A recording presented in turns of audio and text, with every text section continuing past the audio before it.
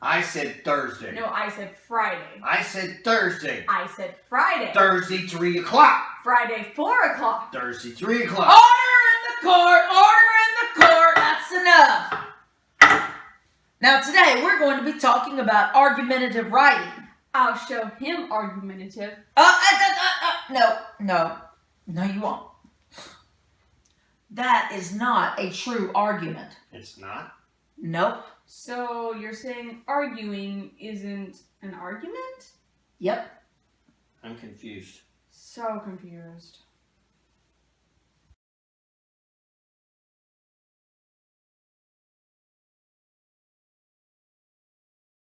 An argument is not the traditional arguing that most people think of. It does not consist of yelling or fussing. Really? A true argument is a controlled discussion, a debate. This means that both sides entail of having to both talk and listen. Most people forget that listening is extremely important in argument. For example, this is fussing and yelling. I told you to put down the phone when you're supposed to be doing homework. I wasn't playing on my phone. Then what were you doing with the headphones on and the phone in front of you? I wasn't playing on it though. Well, what were you doing with it? I was just doing stuff. You weren't doing homework. Because it didn't have homework. Yes, Enough! The reason this is not a true argument is that there is only talking, or rather yelling, occurring. There is no listening. Therefore, there is no true discussion, and it is certainly not controlled. A true argument has two sides. Think of a courtroom. The plaintiff, sometimes called the prosecutor in a criminal trial, makes a claim or a statement that he or she believes or has determined is true. For example, a claim might be something like this. School days should last 4 days a week from 8 a.m. to 5 p.m. Excuse me? It isn't enough to present a claim. You have to present evidence to support it. We're going to pretend that you are the plaintiff or the prosecutor and that you are the defender. You're going to state the claim about school being from 8 to 5, 4 days a week. For example, one evidence to support this claim could be that students are already in school till 3 or 3:30. An extra time would allow for more minutes in each class for instruction, which would take up the minutes on a 5th day of school, allowing for a 3-day weekend rather than a 2-day weekend. The argument requires a rebuttal.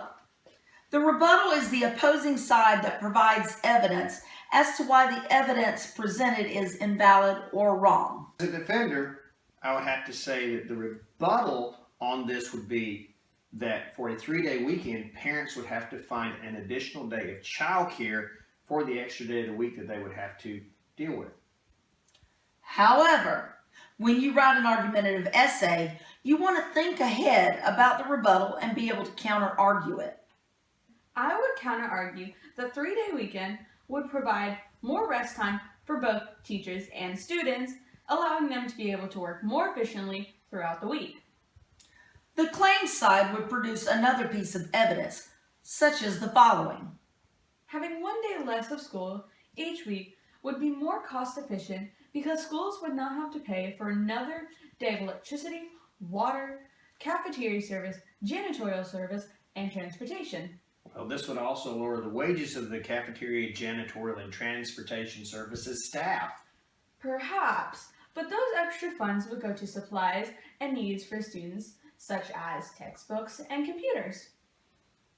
An argumentative essay shows that the person has thought about both sides of the issue and that he or she can provide more substantial evidence to support the claim than the other side.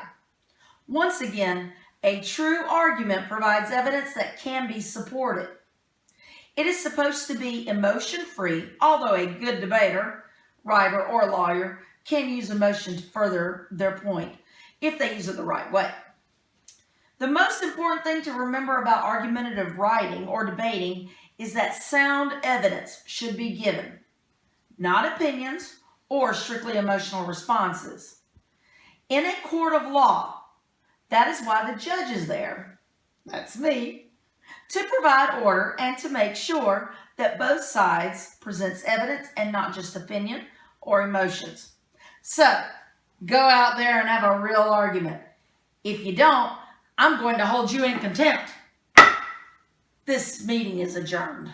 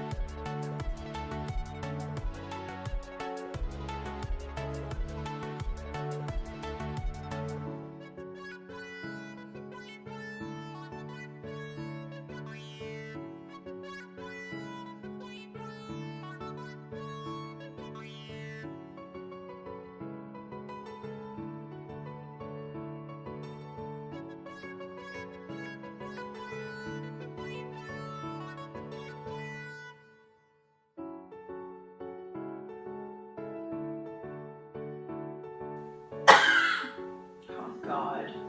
Okay. Order in the court! Order in the court! Today, we are going to be talking about argumentative writing. We're doing that again. Yes, we are, because I said argur. And I want y'all to pretend like you're, you know what I mean? Like, I want you to be silly, okay? Okay? You got that? All right. I'm not sure we're doing all that. Is not a true argument. It's not. Nope. Is not true argument. I'm confused. You skipped a whole bunch. You know you said it was Friday. I want y'all to 3 be o'clock. Go ahead. Wait a minute. Let me have my gavel because I'm going to come in and...